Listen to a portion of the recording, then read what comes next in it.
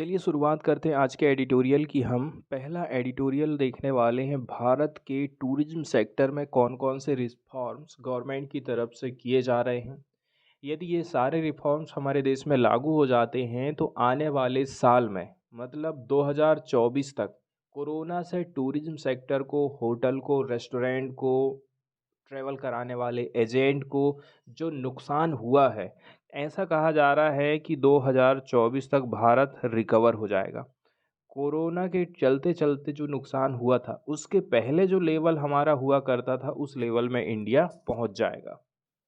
इसके लिए भारत सरकार की तरफ से कौन कौन से सपोर्ट दिए गए हैं, कौन कौन सी पॉलिसी लागू की गई हैं, उसके बारे में इस एडिटोरियल में डिस्कशन किया जाता है, भारत के टूरिज्म सेक्टर के बारे में। ठीक है, तो आर्टिकल में बताया गया है कि किस प्रकार से हम इंडिया को एक सिग्नेचर डेस्टिनेशन के रूप में ला सकते हैं।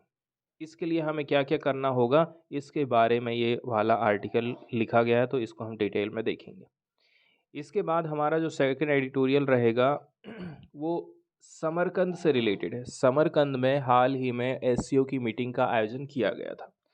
इंडिया एक तरफ तो क्वेड में शामिल है, दूसरी तरफ वो एससीओ में शामिल है। एससीओ मतलब जिसमें रसिया भी है, चाइना भी है, अमेरिका के सबसे बड़े राइवलरी माने जाते हैं। तो इंडिया एक तरफ तो एससीओ में जा रहा है, दूसरी तरफ क्वेड में जा रहा है, जिसमें अमेरिका है, ऑस्ट्रेलिया है, जापान है और इंडिया है। तो दोनों के बीच में इंडिया को बैलेंस बनाकर चलने की ज़रूरत है। इसके साथ ही साथ में हम देखेंगे जो एससीओ है वो फ्यूचर के हिसाब से आगे ग्रोथ कर रहा है।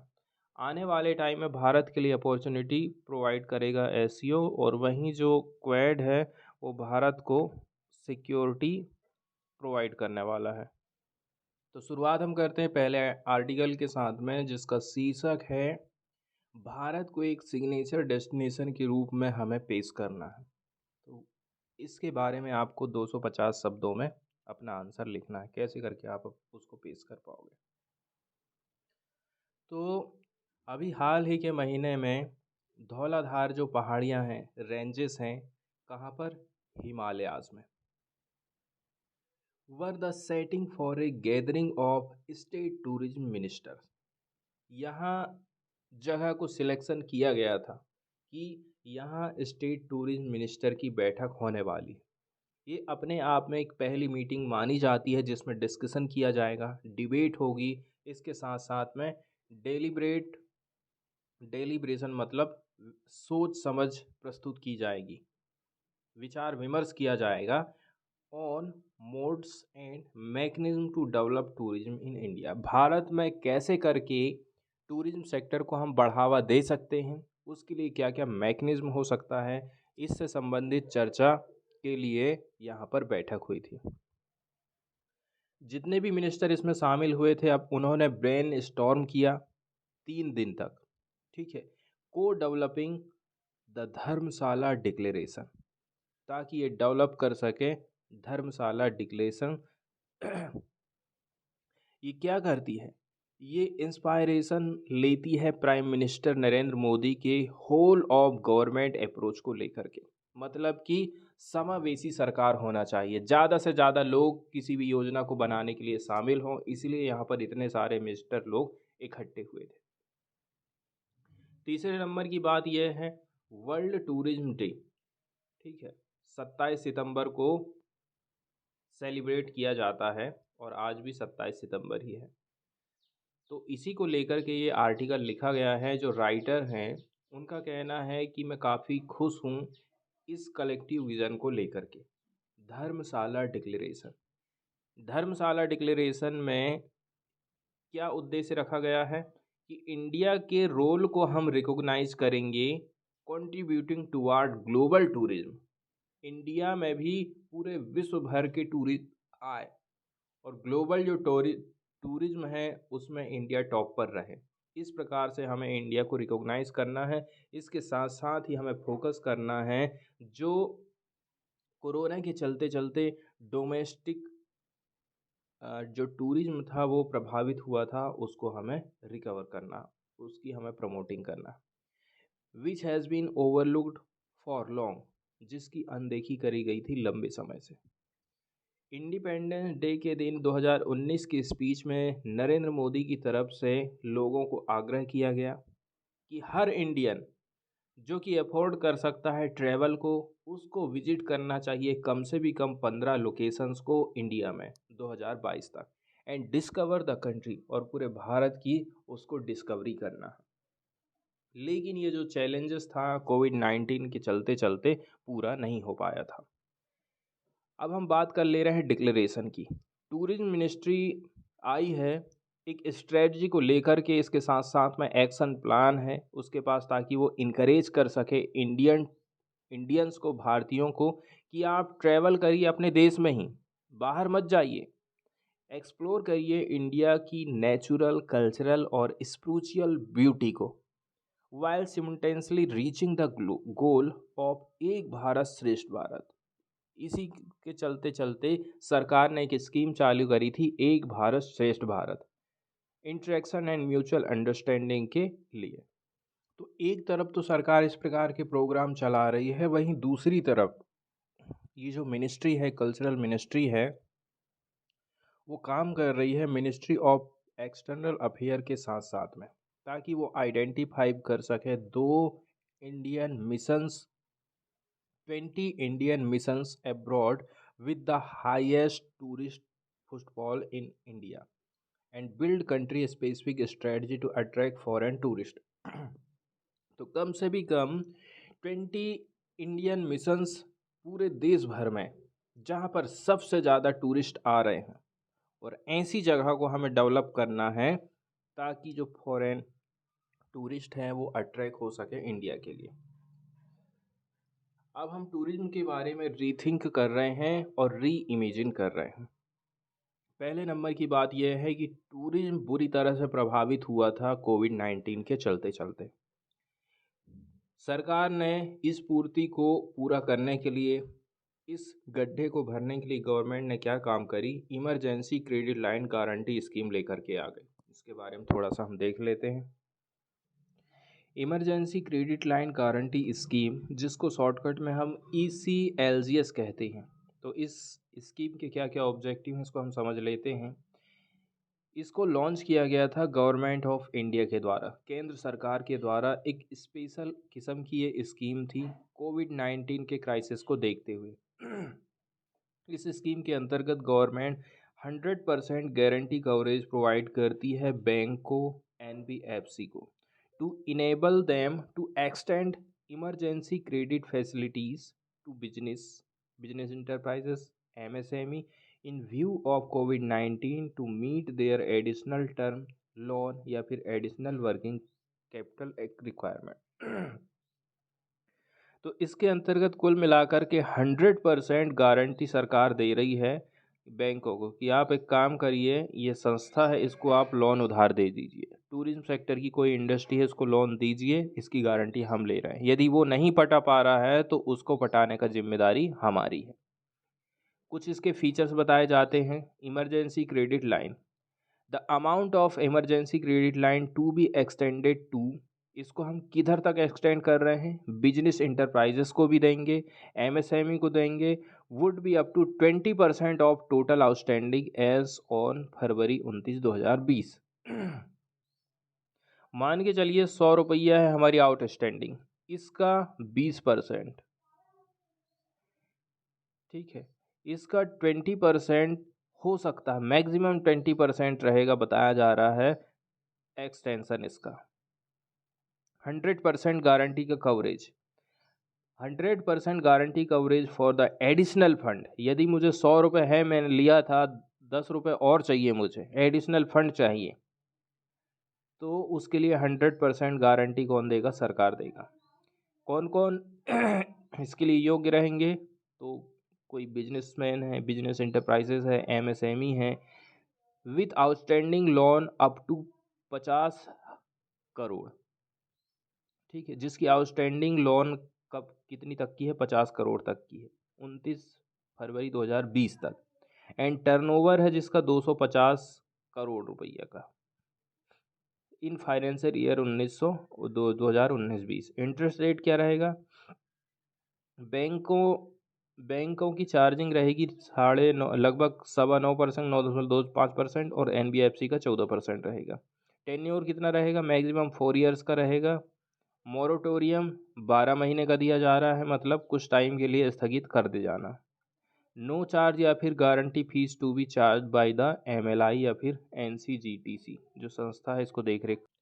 तो सरकार ने emergency credit line guarantee scheme को इन्हेंस कर दिया है, 50,000 करोड़ रुपया एक्स्ट्रा इसमें पैसा डाल दिया है।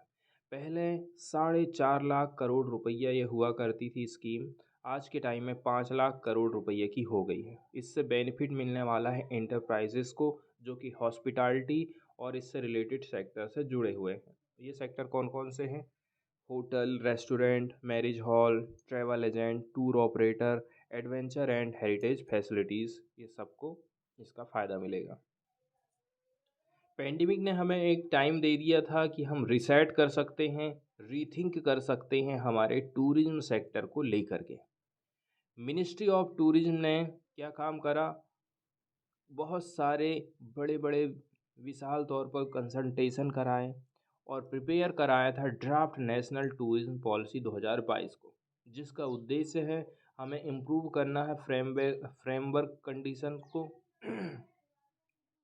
किसके लिए? टूरिज्म डेवलपमेंट के लिए हमारे देश में। इसके अलावा सपोर्ट करना है टूरिज्म इंडस्ट्री को, स्ट्रेंथनिंग करना है टूरिज्म सपोर्ट फंक्शंस को एंड डेवलपिंग टूरिज्म सब सेक्टर। टूरिज्म से भी जो जुड़े हुए सब सेक्टर हैं उनको भी हमें डेवलप करना है। The guiding principle include promoting sustainable, responsible, inclusive tourism in the line with our civilisation ethos. तो इसके लिए जो गाइडिंग प्रिंसिपल थे हमारे वो क्या थे कि हमें सस्टेनेबल, रिस्पॉन्सिबल, इंक्लूसिव टूरिज्म लेकर के आना है, हमारी सिविलाइजेशन को देखते हुए, सिविलाइजेशन की जो वैल्यू है उनको देखते हुए। फिर आया था national green tourism mission. Gautam से लेकर के गांधी, इंडिया ने हमेशा ही बातचीत किया है हमारे inherent need to life harmoniously with nature, बिना नेचर को नुकसान पहुंचाए हुए नेचर के साथ हमें रहना है। ठीक है, तो जो नेशनल ग्रीन टूरिज्म मिशन है ये हमारी जो जो अप्रोच है ये वाली, इसको संस्थागत करता है। ये सब काम करने के लिए हमने कुछ इंस्टीट्यूशन बनाए। फिर नेशनल टूरिज्म पॉलिसी आई, जिसका उद्देश्य है कि डिजिटलाइजेशन को बढ़ावा देना है। यहाँ एक वर्ड आया है इम्प्यूट्स, इम्प्यूट्स मतलब प्रेरणा, प्रोत्साहन, गति या फिर संवेग। तो हमें गति प्रोवाइड करना है डिजिटलाइजेशन को लेकर, इनोवेशन को लेकर, टेक्नोलॉजी का यूज़ करना है through the national digital tourism mission and skilling through the tourism and hospitality sector skill mission. इसके अलावा इस क्षेत्र में जो काम करने वाले हैं उनको भी हमें स्किल प्रोवाइड करना है। ये पॉलिसी एक स्पेशल प्रेरणा देती है, स्पेशल गति प्रोवाइड कर रही है प्राइवेट सेक्टर के पार्टिसिपेशन को। इसके लिए ट्रिपल पी मॉडल अपनाया जाता है, पब्लिक प्राइवेट पार्टनरशिप। इसमें सरकार भी रहेगी और प्राइवेट प्लेयर भी रहेंगे और आपस में पार्टनरशिप के माध्यम से काम करेंगे। 2002 के बाद से ही this has been the first such attempt. 2002 के बाद से सरकार का ये पहला अटेम्प्ट है to bring forth a transformative tourism policy. इसके अलावा भारत G20 की अध्यक्षता करने वाला है, तो उस अध्यक्षता के लिए कौन कौन से शहरों का हम सिलेक्शन कर सकते हैं। इसके अलावा भी बहुत सारी बैठकें हो सकती हैं। 15 वर्किंग ग्रुप्स की बैठक हो सकती है, जिसमें एंटी करप्शन की बैठकें हैं, एग्रीकल्चर से लेकर के health, culture, tourism, foreign minister and other ministerial meeting. सबको आप मिला दोगे तो इंडिया होस्ट करेगा लगभग 200 मीटिंग्स को। अब ये जो 200 मीटिंग है वो कौन सी जगह में होने चाहिए? ऐसी जगह जो कि भारत की टूरिज्म के हिसाब से बहुत बढ़िया है, ताकि विदेशों में भी भारत की पहचान बन सके टूरिज्म के सेक्टर में।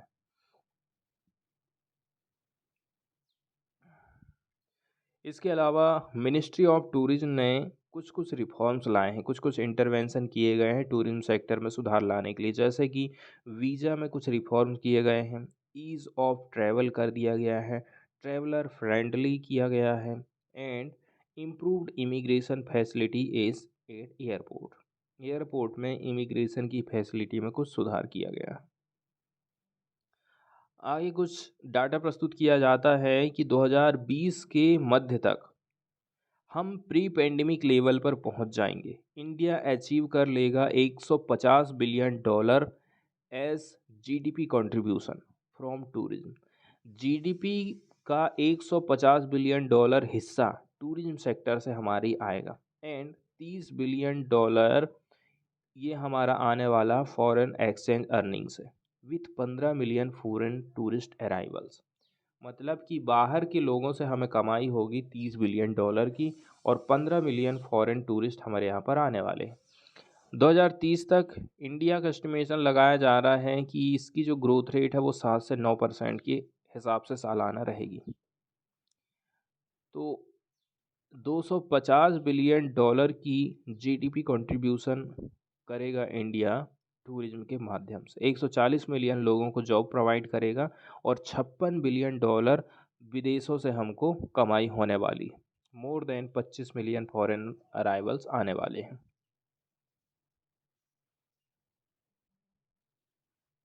एसईओ के बारे में जस्ट एक लाइन में बेसिक फैक्ट देख रहे हैं। एसईओ जिसको संघाई सहयोग संगठन कहते हैं, संघाई कोऑपरेशन ऑर्गेनाइजेशन, इसकी स्थापना हुई थी 15 जून 2001 को। इसका मुख्यालय है बीजिंग, चाइना में। इसके संस्थापक हैं चीन, रसिया, उज्बेकिस्तान, कजाकिस्तान, किर्गिस्तान, ठीक है, और बाद में इंडिया भी इसमें शामिल हो गया था। 2001 में इस संगठन को हमने बनाए थे। अंतर्राष्ट्रीय संगठन माना जाता अंतर सरकारी। इसका जो चार्टर है, इसके जो नियम कानून है 2002 में सिग्नेचर्ड किए गए थे और 2003 में इनको हमने लागू करे थे। ये एक यूरेशियाई राजनीतिक, आर्थिक और सैन्य संगठन माना जाता है जिसका टारगेट है क्षेत्र में शांति, सुरक्षा और स्थिरता को बनाए रखना। ये नेटो का राइवलरी माना जाता है, मतलब कि नेटो को टारगेट करने के हिसाब से इस संगठन का निर्माण किया गया था। इसकी दो आधिकारिक भाषाएं हैं, रूसी और चीनी। इसकी जो परमानेंट बॉडी है वो बीजिंग में इसका सचिवालय है। ताशकंद में रेड्स है, ये परमानेंट बॉडी मानी जाती है। क्षेत्रीय आतंकवादी विरोधी संरचना की कार्यकारी समिति। अध्यक्षता की हम बात करें, अध्यक्षता 1 साल के बाद सदस्य देशों द्वारा रोटेशन के माध्यम से होते रहती है। जैसे अभी समरकंद में हुई थी, तो हो सकता है अगली बार इंडिया में आयोजित करी जाए। शुरुआत करते हैं हम एडिटोरियल की। तो बताया जा रहा है विश्व आज के टाइम में काफ़ी कॉम्प्लेक्सिटीज़, आशा, एस्पायरेशनल फियर्स के साथ में गुजर रहा है, लेकिन ये इंक्लूड नहीं कर पाया है अपने आप में रियलिटीज़ को। Was in evidence in the historic city of Samarkand. यहाँ पर कुछ रियलिटीज़ इंक्लूड नहीं हो पाई थी। इसका समिट का आयोजन किया गया था 15 से 16 सितंबर को। संघाई कोऑपरेशन ऑर्गेनाइजेशन की बैठक यहाँ पर हुई थी, जहाँ पर लीडरों के द्वारा, वर्ल्ड के लीडरों के द्वारा कुछ टटोला गया, कुछ हासिल करने की कोशिश करी गई थी। तो इन्होंने जो रियलिटी फेस किया था वो विचलित कर देने वाली है। Even without their traditional rival breathing down their necks, ठीक है। और ये हमेशा से ही इनके जो राइवलरीज है, इनके चलते चलते ये ग्रुप प्रभावित रहता है। रसिया के बारे में बात किया जाता है कि रसिया ने यूक्रेन के ऊपर आक्रमण किया था, लेकिन वो इसको किसको जिम्मेदार मान रहा है? वो कह रहा है इसका जिम्मेदार यूक्रेन खुद है। चाइना की यदि हम बात करें तो चाइना भी थोड़ा सा हिचकिचाहट लेकर के आया था, क्योंकि वो चाहता है रसिया ताइवान के लिए मेरा सपोर्ट करे in return for pledge to support Russia in its war with Ukraine. इसके बदले में चाइना रूस का सपोर्ट करेगा युद्ध को लेकर के।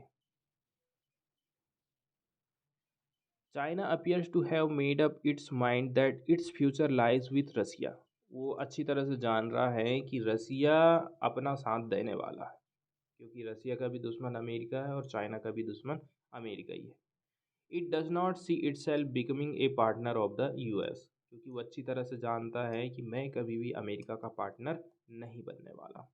वहीं यदि हम अमेरिका की बात कर लें, seems to have chosen to be with democratic countries. America हमेशा किन को सिलेक्ट करता है? डेमोक्रेटिक कंट्रीज को सिलेक्ट करता है।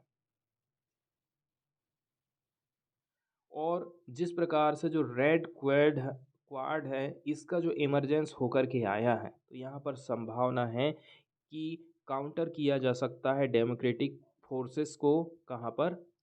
इंडो पैसिफिक रीजन में। इंडो पैसिफिक रीजन को बचाने के लिए, उस पर चाइना जिस प्रकार से अपनी बढ़त बनाते जा रहा है उसको रोकने के लिए सरकार की तरफ से क्वाड इनिशिएटिव का आयोजन किया गया था। इसके अलावा अमेरिका का जो डिसीजन है कि हम मॉडर्नाइज करने वाले हैं पाकिस्तानी एयरफोर्स को, मे बी टू प्रीम्प्ट। प्रीम्प्ट वर्ड आया है यहाँ पर, जिसका मतलब देख लेते हैं हम। किसी बात को होने ना देना, ठीक है। किसी अन्य से पहले कोई काम कर देना या फिर कुछ कह देना, किसी के पहले ही कर देना। मतलब वो चाह रहा है कि पाकिस्तान चाइना के करीब ना चले जाए। उसको रोकने के लिए अमेरिका उसको थोड़ा सा सपोर्ट दे रहा है कि चलो हम आपको एयरफोर्स आपकी जो है उसको रिन्यू कर देते हैं। इंडिया का जो मैसेज है रसिया को वो क्या रहा था? भारत रूस के साथ अपने विशेष ऐतिहासिक संबंधों को बनाए रखेगा। शत्रुता की समाप्ति की मांग करना है, एकमात्र देश और कूटनीतिक लोकतंत्र चाहता है। इंडिया की तरफ से कहा गया था रसिया को कि कुल मिलाकर के आप युद्ध को समाप्त करिए। ये जो जमाना चल रहा है वॉर का नहीं है। War must stop because of the immense challenges it had pose to the world. क्योंकि विश्व में इस युद्ध के चलते चलते कई सारी समस्याएं पैदा हो गई हैं, चाहे वो खाद्य सामग्री की हो, चाहे वो तेल की कीमतों का बढ़ना हो। इसलिए इंडिया चाहता है कि युद्ध जल्दी से जल्दी ख़त्म होना चाहिए। इंडिया ने बात करा था ऑयल का जो क्राइसिस चल रहा है, इसके अलावा फूड सिक्योर स्कैरिटी आ रही है, खाद्य तेलों में महंगाई है, ठीक है, गेहूं के रेट बढ़ गए थे, डिसरप्शन हुआ है सप्लाई चेन में। इसके अलावा जो ट्रेड है, ट्रेड भी प्रभावित हुआ है युद्ध के चलते चलते। रशियन प्रेसिडेंट व्लादिमीर पुतिन ने क्या कहा है कि वो इंडिया की चिंता को अच्छी तरह से समझता है और उसने चिंता जाहिर करी थी यूक्रेन की वार में कंडीशन को लेकर के।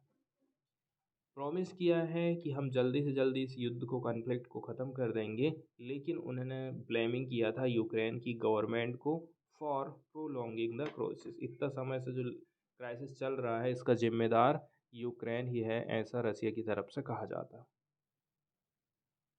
इसका मतलब ये है, उन्होंने इंडिकेशन दिया था कि अभी युद्ध को ख़त्म करने में वो कोई जल्दबाजी नहीं करने वाले हैं।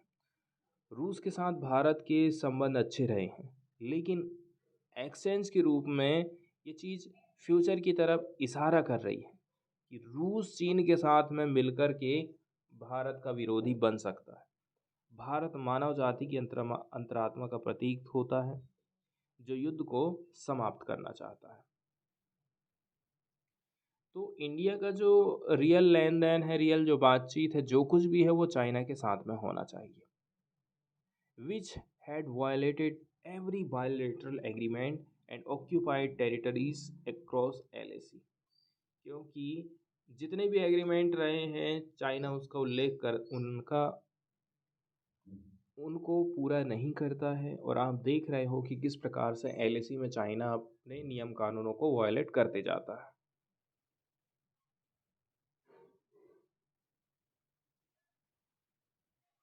आगे Chinese president Xi Jinping was there dictating to world what kind of new world order must be saved. China कह रहा है कि आखिर विश्व का जो शेप है, विश्व के जो देश उभर कर आ रहे हैं उनका शेप कैसा हो सकता है, इस पर उन्होंने बातचीत करी थी, लेकिन इंडिया इस पर साइलेंट रहा था। देखिए, हाल ही में जो डिसंगेजमेंट हुआ था LAC में, तब जाकर के भारत को कुछ उम्मीद जगी थी कि हम SCO की मीटिंग में भाग ले सकते हैं और थोड़ी बहुत बातचीत कर सकते हैं।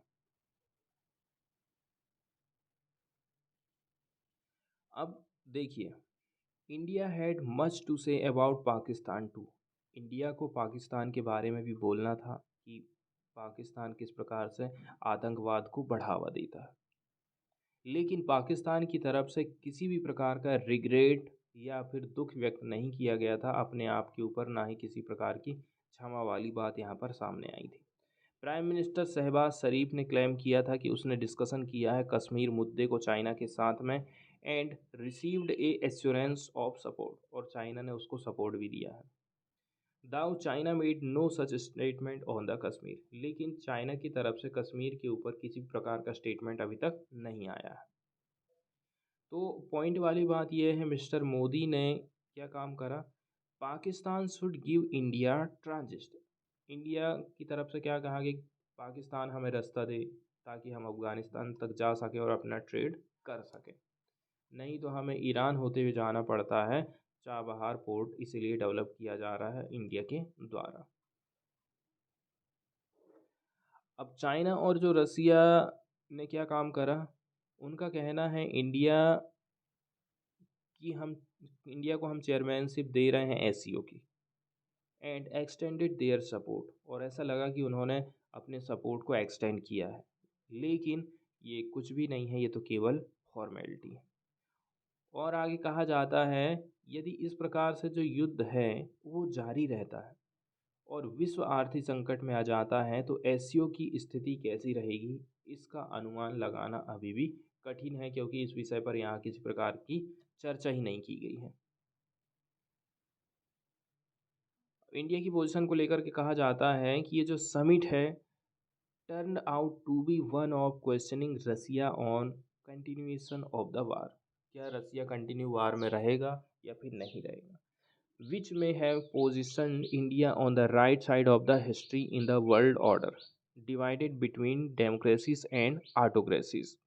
तो यहाँ पर विश्व दो भागों में बढ़ गया है, एक तो डेमोक्रेसी वाला हिस्सा और दूसरा ऑटोक्रेसी वाला।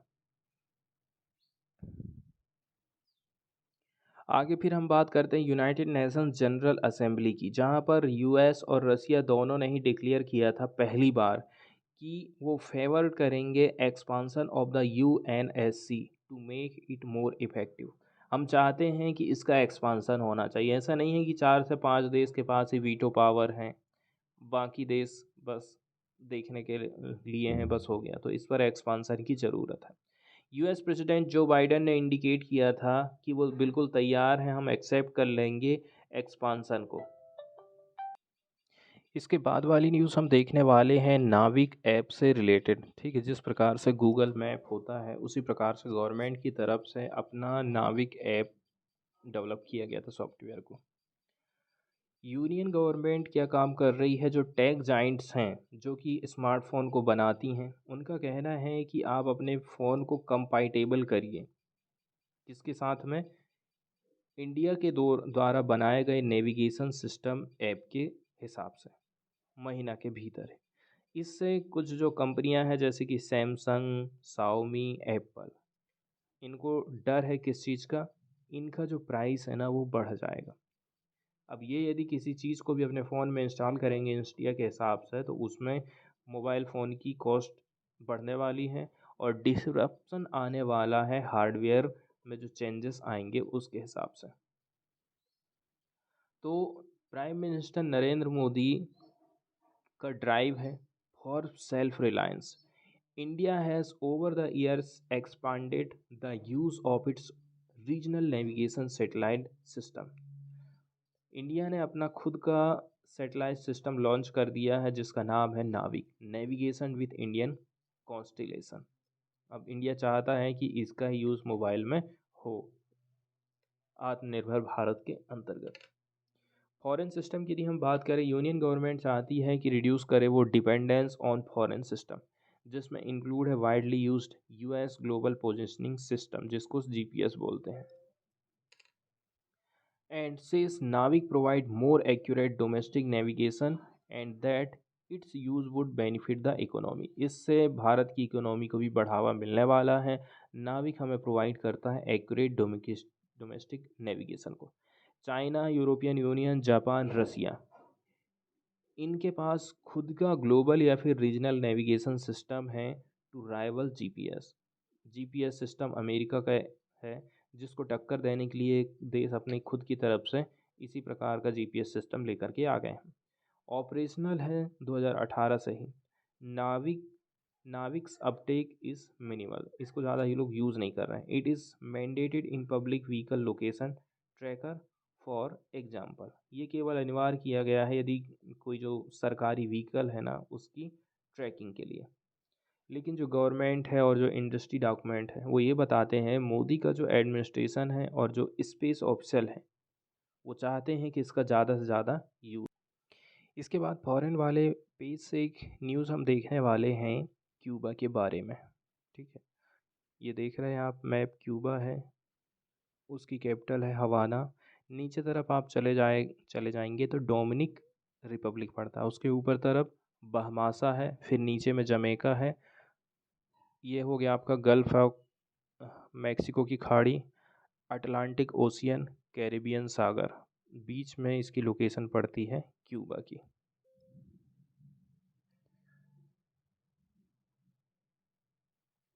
न्यूज़ में क्या कहा गया है कि क्यूबन्स ने अप्रूवल दे दिया है, हम स्वीप कर देंगे एक फैमिली लॉ को। इसके चलते चलते जो सेम सेक्स वाले कपल है वो आपस में शादी कर सकते हैं और एडॉप्ट कर सकते हैं, as well as redefining rights for children and grandparents. Rights for children and grandparent को फिर से रीडिफाइन किया जाएगा, ऐसा ऑफिशियल का कहना है मंडे के दिन। Though opposition in the national referendum was unusually strong on communist party govern island, लेकिन देखा जाए तो यहाँ पर अपोजिशन है ना काफ़ी मजबूत रहा है। अब मेजरमेंट यदि हम बात करें जिसमें शामिल था 400 आर्टिकल्स, इनको अप्रूवल दिया गया था 66.9% से लेकर के 33.1%। The president of the national election council Alina Balseiro Gutierrez का कहना था न्यूज़ मीडिया को। नया जो बिल लेकर के ये सरकार आ रही है उसमें बताया जा रहा है कि ये अलाउ करेगा सरोगेट प्रेगनेंसीज़ को। इसके अलावा कुछ और भी ज़्यादा अधिकार मिलने वाले हैं ग्रांड पेरेंट्स को in regard to grandchildren. Protection of the elderly and measures against gender violence को भी रोकने का ये काम करने वाला है। उनका कहना है ज़्यादातर जो हमारे देश के लोग थे will vote in favour of the code, ज़्यादातर जो जनता है इसके फेवर में वोटिंग डालने वाली। But it still has issue that our society as a whole does not understand, लेकिन हमारी जो ज़्यादातर जनसंख्या इस चीज़ को समझती नहीं है। अगली न्यूज़ हम देखने वाले हैं यूएस और साउथ कोरिया की नेवल ड्रिल एक्सरसाइज से संबंधित नॉर्थ बैलिस्टिक मिसाइल के टेस्टिंग को लेकर के। यूएस का एयरक्राफ्ट कैरियर है यूएसएस रोनाल्ड रीगन, ये लीव हो रहा है कहाँ से, पोर्ट इन बुसान से, साउथ कोरिया, मंडे के दिन। The carrier and its battle group launch drills, इनके द्वारा और इनके ग्रुप के द्वारा कुछ ड्रिलिंग अभ्यास किया गया था साउथ कोरिया के वारशिप के साथ में। ये पड़ता है कोरियन पेनिसुलन में and they are first such training in 5 year, इस प्रकार की जो ट्रेनिंग है वो 5 साल में पहली बार आयोजित की गई। A day after North Korea test fired a short range of ballistic missile, क्योंकि उधर से नॉर्थ कोरिया भी अपने बैलिस्टिक मिसाइल को टेस्ट करते जा रहा है। ये सब बातों को देखते हुए अमेरिका और साउथ कोरिया ने भी अपने एक्सरसाइज को तेज कर दिया है।